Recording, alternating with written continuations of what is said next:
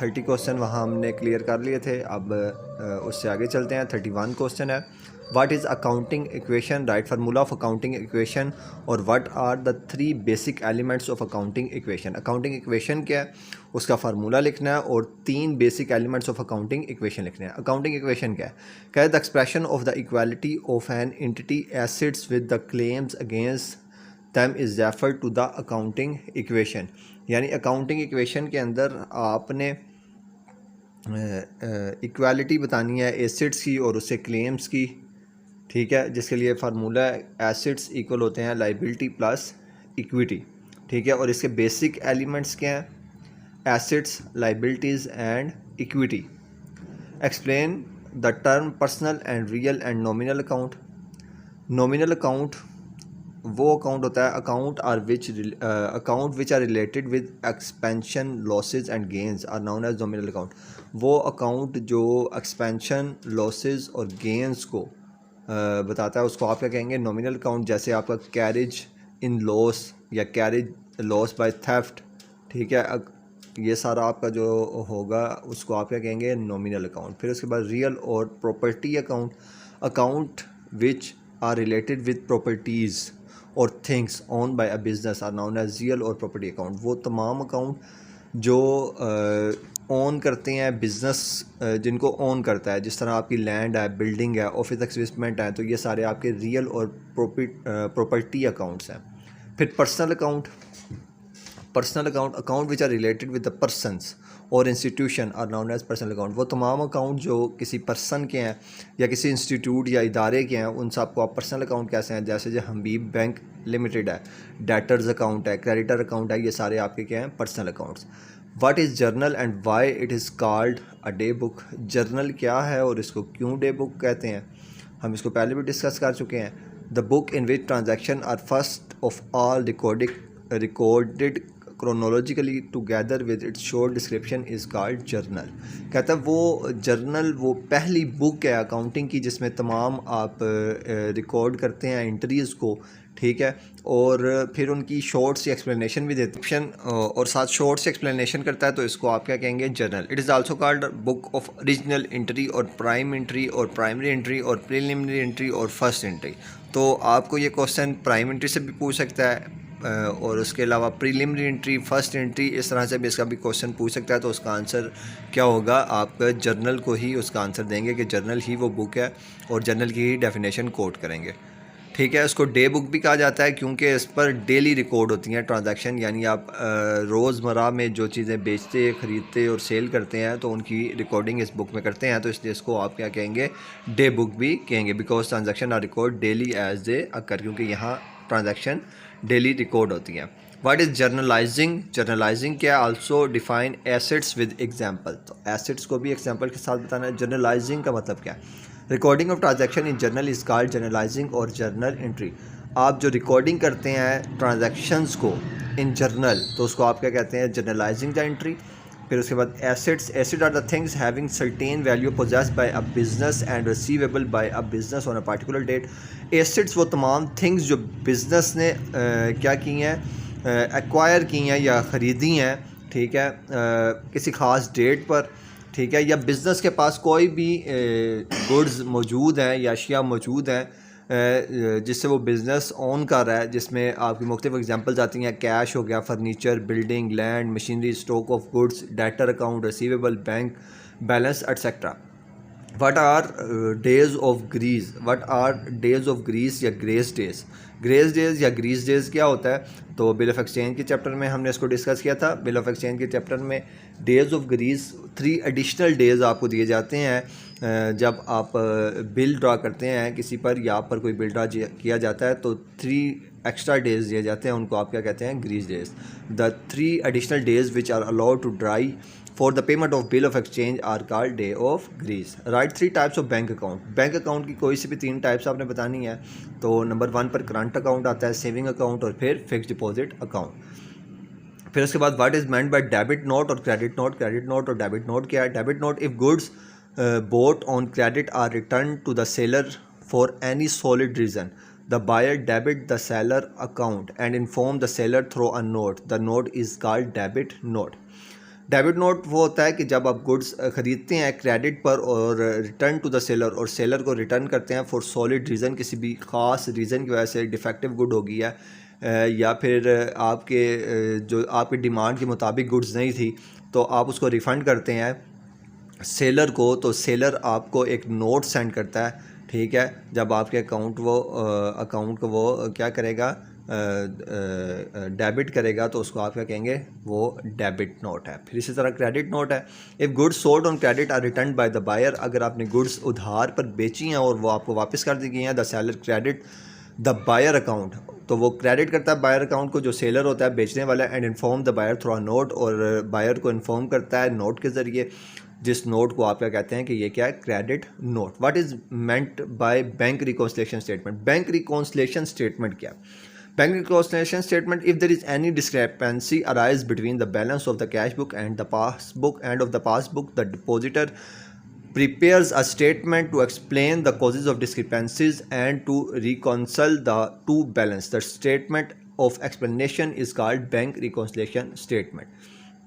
Bank reconciliation statement एक ख़ास statement होती है जो प्रिपेयर की जाती है, वो लोग प्रिपेयर करते हैं जिनके बैंक अकाउंट्स होते हैं। तो कैश बुक और पासबुक में जो डिस्क्रिपेंसीज आती हैं, यानी दोनों में जो फ़र्क आता है, उस फ़र्क को ख़त्म करने के लिए जो आप बुक बनाते हैं उस, या उस इफेक्ट को कैंसिल करने के लिए जो आप बुक बनाते हैं, उसको आप क्या कहते हैं कि ये क्या है, बैंक रिकॉन्सिलेशन स्टेटमेंट। 39 पर what is meant by compensating error? Compensating error क्या? Compensating error, it means that some error is amount have occurred on the opposite sides of two or more account and have cancelled themselves in the net result are called compensating error. कभी कभार ऐसा होता है कि आप किसी amount को opposite side पर ट्वाइस इंटर कर देते हैं, ठीक है, साइड्स ऑफ टू और मोर अकाउंट्स, एक से ज़्यादा अकाउंट्स में इंटर कर देते हैं, and are cancelled themselves in the net result. तो जब आप उनको कैंसिल करते हैं तो नेट रिज़ल्ट में जो आपके पास एरर आता है, उसको आप क्या कहते हैं कि ये कंपनसेटिंग एरर है। फिर endorsement of the cheque. Endorsement of the cheque क्या है? तो endorsement of a cheque is the act of signing the back of the cheque to transfer ownership. Endorsement का मतलब होता है कि आपने चेक किसी शख्स को इंडोर्स कर दिया, आगे भेज दिया, ठीक है। तो आप साइन करते हैं, ठीक है, चेक के बैक पर, तो ओनर के नाम से, ठीक है। तो उसको आप कहते हैं कि ये क्या है, इंडोर्समेंट ऑफ चेक है। फिर difference between current account and fix account.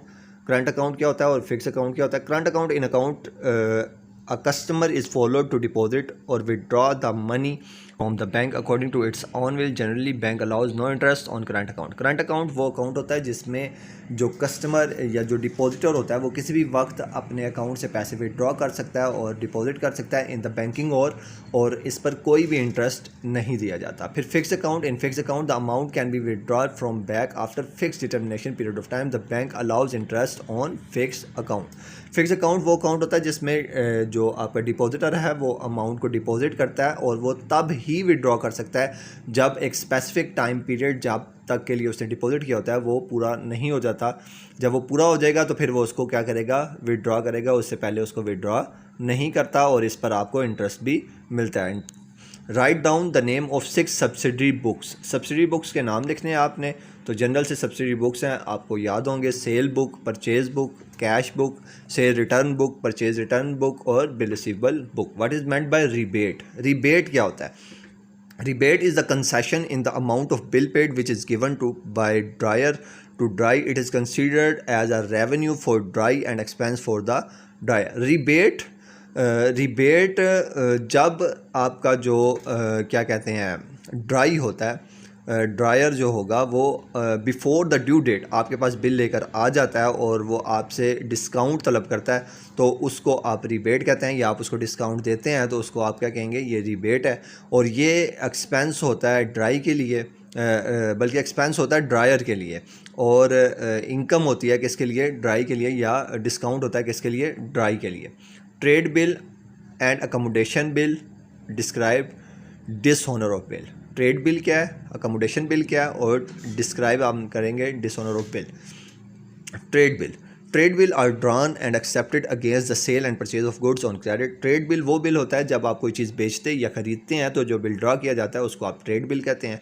Accommodation bill वो बिल होता है जो आप बेनिफिट्स ऑफ बोथ पार्टीज़ यानी दो पार्टीज़ में से एक दूसरे पर विड्रॉ करता है जिसमें कोई भी सेल परचेज नहीं हुई होती और उस पर ऐसा भी हो सकता है कि दोनों पार्टीज़ एक दूसरे पर ड्रा कर लें और दोनों बोथ बेनिफिट्स के लिए ड्रा करती हैं तो इसको अकोमोडेशन बिल कहते हैं। Accommodation bills are drawn and accepted without any sale and purchase of goods. The main purpose of such bills is to help one party और बोथ द पार्टीज़ फाइनेंशियली। फिर dishonour of bill.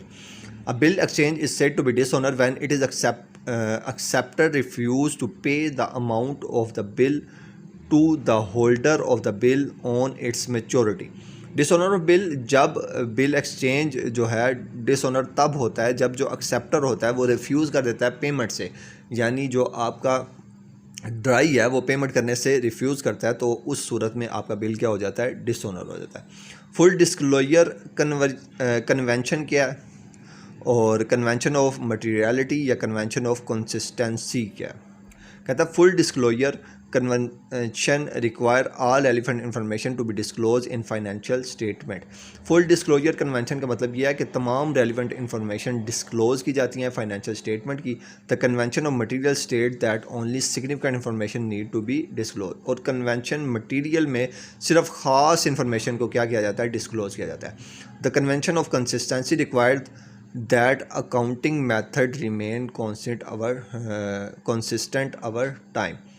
और convention of consistency जो है उसमें require होता है कि accounting method remain consistent, जो आपका अकाउंटिंग मेथड है वो कांस्टेंट रहेगा ओवर टाइम के बाद भी। Difference between quantitative and qualitative changes. Qualitative changes क्या है और क्वांटिटेटिव चेंजेस क्या है। Quantitative changes this change the total value of assets and liabilities of a business concern. Quantitative changes इसमें तमाम changes total value of assets और liabilities of a business concern करती हैं, जिसमें for example machinery of ₹50,000 is destroyed. जैसे machinery 50,000 की है वो डिस्ट्रॉय हो गई है, this transaction reduce the total value of asset. तो इसमें आपकी टोटल वैल्यू ऑफ एसेट क्या हो जाएगी, रिड्यूस हो जाएगी। क्वालिटेटिव चेंजेस क्या है, दिस कोज इंक्रीज और decrease in the different elements of assets and liabilities. इसमें आपकी different values of assets increase या डिक्रीज होती हैं, but the value of total assets and total liability remain unchange. लेकिन total value of assets unchange आती हैं, जिसमें आप मिसाल के तौर पर डेप्रिसिएशन भी ले सकते हैं। ठीक है कि 50,000 की मशीनरी थी, अब वो डेप्रिसिएट होकर 45 की रह गया, तो ये आपकी क्या है, क्वालिटेटिव चेंज, यानी उसकी क्वालिटी विद द यूज़ उसकी क्वालिटी क्या हो गया, तब्दील हो गया। What is understood by subsidiary books. Subsidiary books होती क्या हैं। सब्सिडरी बुक्स हमने ऊपर भी अभी डिस्कस किया है। सब्सिडरी बुक्स खास बुक्स होती हैं जिसमें क्या कहते हैं, कैश सेल और रिसीवेबल और पेएबल, ये सारी बुक्स आती हैं। These are specialized journal use to record specific types of transaction. ये स्पेशलाइज्ड जर्नल्स की वो बुक्स हैं जिसमें स्पेसिफिक टाइप ऑफ ट्रांजैक्शन को रिकॉर्ड किया जाता है, जैसे cash receipt, cash payment, sales purchase and sale return और purchase return. The provide a detail break down of transaction that are summarise in the journal ledger, जिनको समराइज किया जाता है इन द जर्नल के लेजर में। What is meant by wasting asset. Wasting asset क्या है। Wasting assets these are natural resources that are consume और depleted as they are used, such as minerals, oils and timbers. Their value are decreased over time as they are extracted or harvested। अच्छा, wasting acid का मतलब क्या है कि आप natural acid को, natural resources को कंज्यूम करते जा रहे हैं और उनकी जो तादाद है वो कम हो रही है, तो इसको आप वेस्टिंग एसिड कहेंगे। जैसे आप मिनरल्स का इस्तेमाल कर रहे हैं, ऑयल्स का, फिर टिम्बर लकड़ी का इस्तेमाल आप कर रहे हैं, तो ये सारे क्या है, wasting acids. Briefly explain outstanding expense and prepaid expense, prepaid revenue with example. Outstanding expense क्या है, प्रीपेड एक्सपेंस क्या है और प्रीपेड रेवेन्यू क्या है, इसको हमने एक्सप्लेन करना है। Outstanding expense, this expense which have been incurred during the current year but have not been paid till the end of the current year are called outstanding expense. अच्छा, वो तमाम अखराजात जो हमने इस साल किए हैं लेकिन उनकी जो अखराजात हैं वो अदा करने वाले हैं, यानी अभी तक अदा नहीं किए। ठीक है, जिसमें आप कह सकते हैं कि हमने लोगों से काम करवाया, मज़दूरों ने काम किया और उनकी दिहाड़ियाँ अभी तक नहीं दी, तो वेजेस पेएबल, तो ये आपकी क्या हो जाएगी, आउटस्टैंडिंग एक्सपेंस है, अभी देने वाले हैं।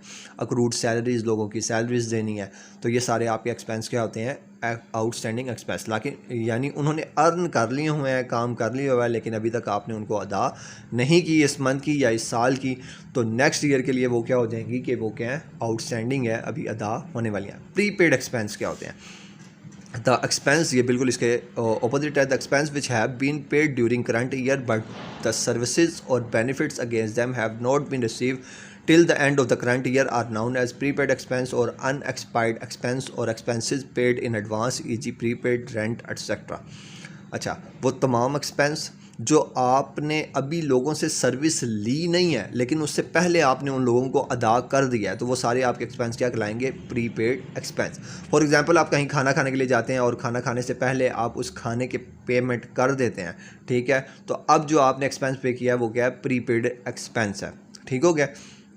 इसी तरह इसके लिए आप कोई आपने ज़मीन लैंड ली है, ठीक है, और उस पर आप काश्तकारी करेंगे और काश्तकारी करने के बाद आप उसको क्या करेंगे, उससे अर्निंग करेंगे, तो अब उसका जो रेंट आपने पहले अदा कर दिया काम करने से पहले, वो आपका क्या हो जाएगा, प्रीपेड एक्सपेंस। ठीक है। इस तरह रेंट है, अगर आप रेंट पहले अदा कर देते हैं नेक्स्ट मंथ का एडवांस, तो वो भी क्या हो जाएगा, prepaid expense. Prepaid revenue, revenue income को कहते हैं, तो प्रीपेड इनकम क्या है, this is the revenue that has been receive in advance but not earn. अब आपने इनकम पहले ले ली है एडवांस में और अभी तक आपने काम नहीं किया, तो वो आपका क्या हो जाएगा, prepaid revenue, income receive in advance, ये इसकी एग्जांपल है। Difference between pay in slip and cheque book, pay in slip और चेक बुक में क्या फ़र्क है। Pay in slip are document use to deposit money into the bank account, वो slip जिसके ज़रिए आप बैंक में अकाउंट में अपने अकाउंट में पैसा डिपॉजिट करते हैं, उसको पे इन स्लिप कहते हैं। और cheque book is use to withdraw the amount of from the bank, और चेक बुक वो बुक जिसके ज़रिए आप अपने अकाउंट से बैंक में से पैसा विदड्रॉ करते हैं, जिसको आप क्या कहते हैं, चेक बुक।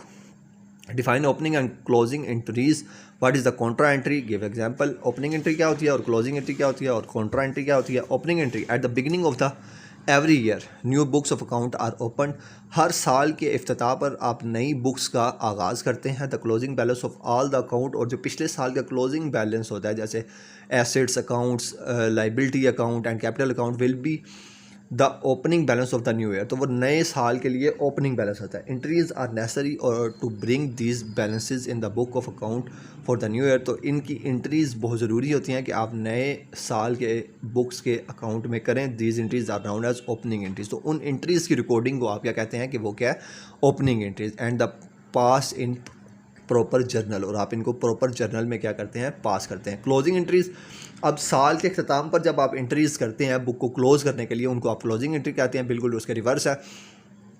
ठीक है।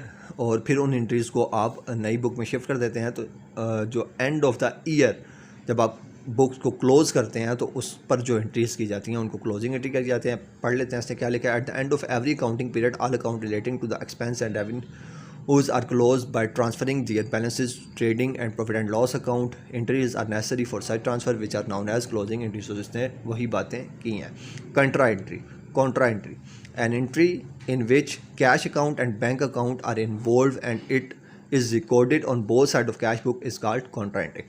अच्छा, ऐसी एंट्री जो जिसमें कैश अकाउंट और बैंक अकाउंट दोनों आए और उसको कैश अकाउंट के साइड भी लिखा जाए और बैंक अकाउंट के साइड भी लिखा जाए, यानी दोनों साइड्स पर लिखा जाए, तो उसको आप क्या कहेंगे कि ये आपकी कौन सी एंट्री है, contra entry.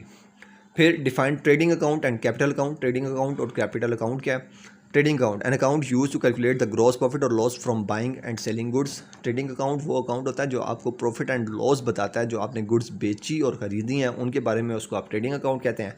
Capital account, an account use to record the owners investment in a business, और कैपिटल होता ही इन्वेस्टमेंट है, ठीक है, मशीनरीज वगैरह या जो भी सरमाया ऑनर लेके आया, तो उसका टोटल सरमाया या उसकी जो टोटल इन्वेस्टमेंट है ऑनर की, उसको आप क्या कहते हैं, capital account. What do you meant by depreciation of an asset. Depreciation of asset का क्या मतलब है, कहता है gradual decrease in the money monetary value of an asset due to usage in the business is known as depreciation। आप business के अंदर जब एसेट को लेकर आते हैं, जैसे कोई मशीनरी लेकर आते हैं, तो उसके इस्तेमाल के साथ साथ उसकी वैल्यू क्या हो जाती है, ग्रेजुअली कम होती जाती है, तो उसको आप डेप्रिसिएशन कहते हैं। तो depreciation is the loss of the business. तो डेप्रिसिएशन एक किस्म का लॉस है, जो लॉस बिजनेस का। What adjusting entry will pass for accrued income, prepaid expense and bad debts. आप एडजस्टिंग एंट्रीज क्या पास करेंगे, अक्रूड इनकम के लिए, प्रीपेड एक्सपेंस के लिए और बैड डेट्स के लिए। तो adjusting entry for accrued revenue के लिए आप अक्रूड रेवेन्यू अकाउंट को डेबिट करेंगे और रेवेन्यू अकाउंट को क्या करेंगे, क्रेडिट करेंगे। फिर adjusting entries for prepaid expense, prepaid expense के लिए आप क्या करेंगे, इनिशली आप रिकॉर्ड करते हैं एज एन एक्सपेंस। जब एक्सपेंस करते हैं तो prepaid expense to expense account, और फिर आप इसको इनिशली रिकॉर्डेड एंड एसेट्स, फिर एसेट्स में आप इसको कैसे रिकॉर्ड करते हैं, expense account to prepaid expense account. फिर इसके बाद adjusting entry for bad debts, तो बैड डेट्स के लिए आप बैड डेट्स अकाउंट को डेबिट करेंगे और अकाउंट रिसीवेबल को क्रेडिट करेंगे। What are the stage of accounting cycle, accounting cycle की स्टेज क्या है। अकाउंटिंग साइकिल ट्रांजैक्शन से स्टार्ट होती है, जो पहली बुक जिस पर आप ट्रांजैक्शन करते हैं, फिर उसके बाद जर्नल बनता है, फिर लेजर बनता है, ट्रायल बैलेंस और फाइनल अकाउंट जो आपको प्रॉफिट एंड लॉस बताता है। How is bank draft purchase, आप बैंक ड्राफ्ट कैसे परचेज कर सकते हैं। Bank draft a payment instrument issued by a bank, एक पेमेंट इंस्ट्रूमेंट होता है जो बैंक इशू करती है, granting payment to the recipient, जो गारंटी होती है पेमेंट की रेसिपेंट को। What is meant by bill of exchange, bill of exchange क्या है, bill of exchange an unconditional instrument in writing, एक अनकंडीशनल इंस्ट्रूमेंट है राइटिंग के तौर पर। Address by one person to another, address करता है एक शख्स दूसरे शख्स को। Sign by the person giving it, और वो शख्स साइन करता है जिसको गिव करना होता है। Requiring the person to whom it is address to pay on demand और at a fix determination future time, determinable future time, और person whom it is address जिसका इसके ऊपर एड्रेस लिखा जाता है, उसको पे ऑन डिमांड करना होता है। फिक्स और डिटरमाइनेबल फ्यूचर टाइम, किसी भी फिक्स या डिटरमाइन फ्यूचर टाइम में।